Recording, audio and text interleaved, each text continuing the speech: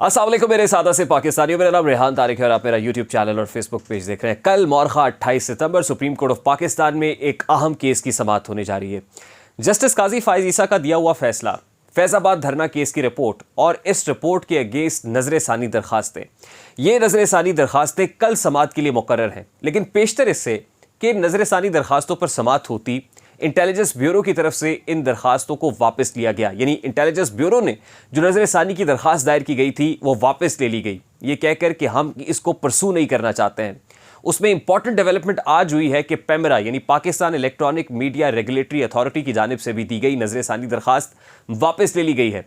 और हम आपको पहले ही बता चुके हैं कि जस्टिस काजी फाइज ईसा की फैजाबाद धरना केस की रिपोर्ट के अंदर तमाम तर इंटेलिजेंस एजेंसीज को और रियासती इदारों को कसूरवार करार दिया गया था। ख़ास तौर पर वजारत दिफा के तवस्सुत से तमाम तर इंटेलिजेंस चीफ्स को, ख़ास तौर पर अस्करी इदारों के सरबराहान को ये कहा गया था कि आप उन मुतल्लिका अहलकारों के अगेंस्ट एक्शन लें, कार्रवाई करें कि जो सियासत में मुदाखलत करते हैं, जो इस तरह से लोगों को इश्तियाल दिला के बाहर लाते हैं और उससे अपना पॉलिटिकल गेन लेने की कोशिश करते हैं। ये एक बहुत बड़ा स्टेटमेंट था और ऐसा कोहराम मचाया था इस रिपोर्ट ने कि उसके बाद जस्टिस काजी फाइज ईसा ज़ेर अताब रहे थे। उसके बाद उनकी अपनी फैमिली ज़ेर अताब रही थी। उनके अगेंस्ट एसेट्स बियॉन्ड मीन्स का केस बनाया गया था और फिर हमने देखा कि मिसेस सेरीना ईसा एक लाठी के सहारे कभी तो एफबीआर के टैक्स कमिश्नर के पास चक्कर लगा रही हैं और कभी सुप्रीम कोर्ट ऑफ पाकिस्तान में पेशियां भुगत रही हैं, कभी वीडियो लिंक के जरिए से आ रही हैं, दुहाइयां दे रहे हैं। यानी जस्टिस काजी फाइज ईसा ने बशमूल अपनी फैमिली के अपने आप को एहतसाब के लिए पेश किया और उसके बाद सुप्रीम कोर्ट ऑफ पाकिस्तान के 10 रुकनी बेंच ने इसी केस को उठा के बाहर फेंक दिया। यानी ultimately supreme court of Pakistan से जस्टिस काजी फाइज ईसा और उनकी फैमिली सुरखरू हुए थे। और ये क्यों हुआ? ये सब कुछ नज़ला था जो गिराया गया था जस्टिस काजी फाइज ईसा को फैजाबाद धरना केस की रिपोर्ट लिखने पर, क्योंकि उस 2 रुकनी बेंच में इस जजमेंट को लिखने वाले ऑथर जज जस्टिस काजी फाइज ईसा थे और उनके साथी जज उनके साथ मुशीर आलम साहब थे। अब कल मामला बड़े दिलचस्प मोड़ में दाखिल होने जा रहा है जब जस्टिस काजी फाइज ईसा कोर्ट रूम नंबर 1 में आएंगे और 3 रुकनी बेंच के सरबराह के तौर पर जब इस केस को सुनेंगे। उस 3 रुकनी बेंच के अंदर जस्टिस अतर मिनल्ला भी शामिल हैं। तो जब ऑलरेडी फरीकैन इन दरखास्तों को वापस ले चुके होंगे तो जस्टिस काजी फाइज ईसा क्या करेंगे?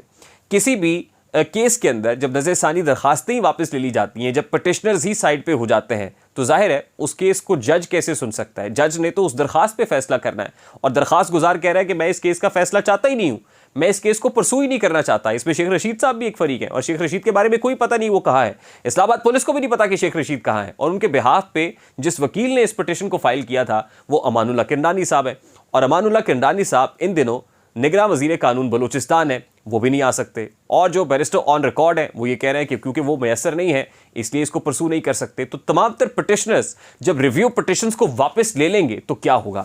लेकिन सवाल तो ये भी है कि रिव्यू पिटिशंस वापस ली क्यों जा रही हैं? क्या ये परसू नहीं करना चाहते? और अगर परसू नहीं करना चाहते इस केस को तो इसका सीधा साधा मतलब ये है कि जस्टिस काजी फाइज ईसा ने जो फैजाबाद धरना केस रिपोर्ट लिखी थी ये उस रिपोर्ट को एंडोर्स कर रहे हैं। यानी वो उसके एक एक लफ्ज पे यकीन रखते हैं, वो एक एक लफ्ज से एग्री करते हैं, मुत्तफिक हैं कि जो जो जस्टिस काजी फाइज ईसा ने कहा था वो बिल्कुल ठीक कहा था। तो फिर एक और सवाल खड़ा होगा कि अगर ये रिपोर्ट ठीक है और आप इसको एक्नॉलेज और एंडोर्स कर रहे हैं तो फिर इस रिपोर्ट पर अमल दरामद कौन कराएगा? यानी फिर वजारत दिफा के ऊपर ये बाइंडिंग होगा कि तमाम अस्करी हुकाम सर जोड़कर बैठें और फिर उन अहलकारों का तयन करें कि जो अहलकार उस वक्त फैजाबाद धरना केस के अंदर मुलव्विस थे, जिन्होंने फैजाबाद धरना कराया था, जो एक मजहबी सियासी जमात को फैजाबाद लाके जिन्होंने बिठा दिया था और 22 रोज तक वहां पर रखा था और फिर वफाकी हुकूमत को मजबूर किया था कि उनके वजीर कानून ज़ैद आबिद साहब उस वक्त मुस्ताफ़ी हो जाएं और उसके बाद जो शराइत हैं वो मानना पड़ी थी वफाकी हुकूमत को। यानी वफाकी हुकूमत was literally on his knees. तो ये सब कुछ किसने कराया था? फिर आपको उन अहलकारों का तयन करना पड़ेगा। उस वक्त इंटेलिजेंस एजेंसीज कौन सी थी और कौन से ऑफिसर्स काम कर रहे थे? सबको पता है कि फैज़ हमीद साहब बतौर डीजीसी फराइज सर अंजाम दे रहे थे, पॉलिटिकल जोड़ तोड़ काट पलट के माहिर बने हुए थे और मिल के इस सारे मामले को मॉनिटर कर रहे थे। तो इसका मतलब ये है, सीधी सादी बात है कि जब फौज अक्रॉस द बोर्ड एहतसाब के लिए तैयार हो गई है तो वो अपने इदारे को भी एहतसाब के लिए पेश करना चाहती है और अपने आप को भी सामने रख रहे हैं। वो कह रहे हैं ये कोई छोटी बात नहीं है, ये बहुत बड़ी बात है कि उस वक्त की वजारत दिफा, उस वक्त की इस्टेब्लिशमेंट जो ये समझती थी कि इस केस के ऊपर पर्दा डालना चाहिए, मट्टी डालनी चाहिए, इसको फाइलों की नज़र कर देना चाहिए, आज की इस्टेब्लिशमेंट बड़ी मुख्तलिफ इस्टेब्लिशमेंट है और वो कहती है कि इसको मट्टी पाव की पॉलिसी पे नहीं चलेंगे बल्कि इनको रिवाइव करेंगे और अगर हम कहीं किसी जगह पर कसूरवार हैं तो हम रेक्टिफाई करने के लिए तैयार हैं। इसका मतलब यह है कि आने वाले दिनों में जनरल फैज़ हमीद के गिर्द भी शिकंजा सख्त हो सकता है।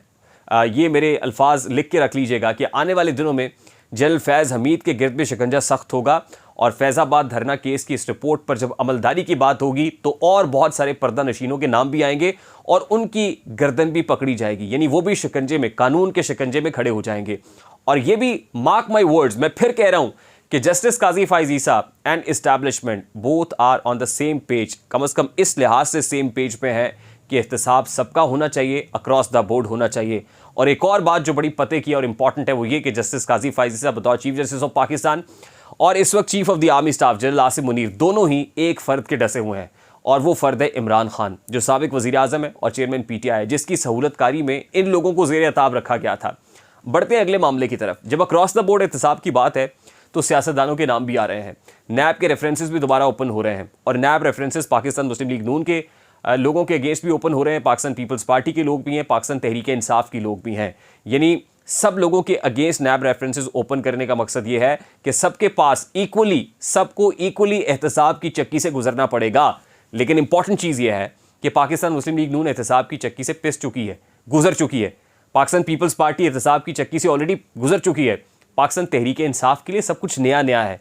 जो उस वक्त नैब को विच हंटिंग के लिए इस्तेमाल कर रहे थे, जो सियासतदानों के विंग्स को क्लिप करने के लिए इस्तेमाल कर रहे थे, आज उस नैब के निर्गे में आएंगे क्योंकि उन्हीं की दी हुई दरख्वास्त के ऊपर नैब तरामीम भी वापस ले ली गई हैं। यानी अब मज़ा चखना पड़ेगा और ये मज़ा चखेंगे चेयरमैन PTI और उनकी पार्टी। और ना सिर्फ चेयरमैन PTI और उनकी पार्टी मज़ा चखेंगे बल्कि आने वाले दिनों में वो तमाम सहूलतकार जो चेयरमैन PTI की सहूलतकारी करते रहे हैं वो भी मज़ा चखने जा रहे हैं। और उसके अंदर सबसे इंपॉर्टेंट चीज़, अभी तो एंटी करप्शन पंजाब ने एक केस बनाया है और एंटी करप्शन पंजाब का ये केस है बुशरा बीबी के साबिका शौहर खावर मोनिका के अगेंस्ट। और खावर मोनिका को कौन नहीं जानता, ये साबिका ब्यूरोक्रेट है, कस्टम ऑफिसर रहे हैं, पाक पतन से इनका ताल्लुक़ है और वहाँ पर ज़मीनें हथियाने का, ज़मीनों पे दरबार बनाने का, गद्दियाँ बनाने का और कब्रस्तानों की ज़मीन ही क्यों ना हो वहाँ पर दुकानें खड़ी करने का कारोबार बखूबी जानते हैं। और ये इन्होंने किया। सरकारी ज़मीन पर नाजायज़ कब्ज़े का केस है और आप एमिरेट्स की फ़्लाइट लेके दुबई फ़रार होते थे जब इमिग्रेशन काउंटर से आपको पकड़ लिया गया है। और उसके बाद जो पाक पतन की मकामी अदालत है उसने जुडिशल रिमांड पर आपको एंटी करप्शन के हवाले भी कर दिया है। यानी अब आप उनकी तहवील में हैं और अब आप ये नैरेटिव बना रहे हैं मीडिया से गुफ्तगू करते हुए कि मेरा सियासत से कोई ताल्लुक़ नहीं है। तो हुज़ूर सियासत से आपका इतना ताल्लुक़ है कि आपको किसी बड़े शख्स की गाड़ी के सामने सजदा रेज़ होते हुए देखा जा सकता है। और आज से चंद साल पहले एक वीडियो वायरल हुई थी, बल्कि उस वक्त के जिस वक्त इमरान खान साहब को सिलेक्ट कर लिया गया था, तब्दीली आने वाली थी, तो उससे पहले एक बड़ी गाड़ी के आगे खावर मोनिका साहब को सजदे करते हुए देखा गया था। वो फुटेज विजुअल्स क्या थे, ज़रा वो विजुअल्स भी हम आपके सामने रखते हैं। ये देखिए कि खावर मोनिका साहब हैं और रूहानियत से भरपूर है। ऐसी रूहानियत है जो बुशरा मोनिका साहिबा के अंदर भी पाई जाती है, आजकल तो बुशरा इमरान है और खावर मोनिका साहब के अंदर भी पाई जाती है। और ये सारा कुछ आपके सामने है और इनकी सहूलतकारी भी भरपूर हो रही है। चिल्ले भी काटे जा रहे हैं, सजदे भी किए जा रहे हैं, सिर्फ इसलिए कि एक शख्स को, और इवन के अपनी जो निकाह में बुशरा बीबी साहिबा थी उनको मुतलका भी कर दिया गया, चेयरमैन PTI के साथ निकाह भी हो गया और उसके बाद उनकी हुकूमत भी बन गई। और सिर्फ मामला यहाँ तक महदूद नहीं है बल्कि उस हुकूमत को बनवाने के बाद जिस अंदाज में उस्मान बुज़दार को इस्तेमाल किया गया, अगर मैं वो दास्तानें आपके सामने रख दूँ तो आप भी कानों को हाथ लगाएंगे। यानी उस वक्त, और इवन जो रिवर रावी का प्रोजेक्ट है, सबको पता था ये बहुत बड़ा प्रोजेक्ट है। इस प्रोजेक्ट को मॉनिटर करने के लिए हर हफ्ते इमरान खान साहब इस्लामाबाद से लाहौर आया करते थे और लाहौर बुशरा बीबी के कहने पे जाते थे और इसलिए जाते थे कि इस प्रोजेक्ट की जो बड़े बड़े टेंडर्स हैं उसके अंदर मोनिका फैमिली शामिल थी। और मोनिका फैमिली के अंदर जो फ्रंट मैन थे, मोनिका फैमिली के जो करता धरता इन ठेकों को संभालते हैं, वो इब्राहिम मोनिका हैं। खावर मोनिका साहब और बुशरा मोनिका साहिबा की 3 बेटियाँ हैं और 2 बेटे हैं। एक इब्राहिम मोनिका हैं और दूसरे मूसा मोनिका हैं। इब्राहिम मोनिका इस सारे बिजनेस को डील करते हैं और आने वाले दिनों में इब्राहिम मोनिका के गिर्द भी शिकंजा सख्त होने जा रहा है। और अभी ताज़ा तरीन इतलात ये है कि जो मेहरुन्निसा मोनिका हैं, खावर मोनिका साहब की साहबजादी हैं, उनके अगेंस्ट भी एक केस ओपन हो गया है और आने वाले दिनों में वो भी गिरफ्तार हो सकती हैं क्योंकि उनके भी वारंट जारी कर दिए गए हैं। और इससे भी बड़ी और इम्पॉर्टेंट चीज़ ये है कि बुशरा बीबी साहिबा के 2 शौहर इस वक्त, एक साबिका शौहर और एक मौजूदा शौहर, जेल के अंदर हैं, हवालात के अंदर है। आने वाले दिनों में बुशरा बीबी के गिर्द शिकंजा सख्त हो रहा है 190 मिलियन पाउंड केस के अंदर, अलकादे ट्रस्ट केस में। और अलकादे ट्रस्ट केस के अंदर बुशरा बीबी भी किसी भी वक्त गिरफ्तार हो सकती हैं। ये बड़े बावसूख अंदाज में आपको बता रहा हूँ कि उनकी गिरफ्तारी भी हो सकती है, लेकिन उनकी गिरफ्तारी कुछ चीज़ों से मशरूत है। वो जो मामला अभी चल रहे हैं, जो बार्गेनिंग चल रही है, जो डील वील चल रही है, अगर किसी जगह पर मैच्योर नहीं होती है या कोई हैंकी पैंकी होती है, राइट लेफ्ट होता है, तो फिर बुशरा बीबी भी पकड़ी जाएंगी, गिरफ्तार हो जाएंगी और उसके बाद फिर आप समझ लीजिएगा कि अब सख्तियों से वापस लौटने का या पहिए को वापस घुमाने का चांस मौजूद नहीं है। तो आने वाले दिनों में सूरत हाल चेयरमैन पीटीआई, उनके अजीज़ व अकारिब, उनके बुशरा मोनिका साहिबा यानी बुशरा इमरान साहिबा की फैमिली के जो पीछे लवाहिकीन हैं, उनके लिए ये जितना नेक्सस बना हुआ था, इन सब के गिर शिकंजा बड़ा सख्त होने जा रहा है। क्योंकि मार्क माई वर्ड्स कि इस वक्त chief justice of Pakistan justice Qazi Faez Isa हैं और chief of the army staff Asim Munir sahab है, और ये दोनों ही एक ही शख्स के ढसे हुए हैं, और वो इमरान खान। एहतसाब होगा, अक्रॉस द बोर्ड होगा, सबको चक्की से गुजरना पड़ेगा। लेकिन वो जो चक्की से गुजर चुके हैं, उन लोगों ने अपनी सज़ा काट ली है, उनको पता है कि मामलात क्या हैं और कहाँ हैं, और केस को कंटेस्ट भी कर लेंगे, मेरिट्स के ऊपर लड़ भी लेंगे। लेकिन वो जो नए नए हैं और जिनकी करप्शन की दास्तानें अभी लोग सुनेंगे और आएंगी, उनके लिए ज़रा ये चक्की काटना मुश्किल हो जाएगा। मुझे रेहान दारी को इजाज़त दीजिए, अपना बहुत सारा ख्याल रखिएगा। अस्सलाम वालेकुम।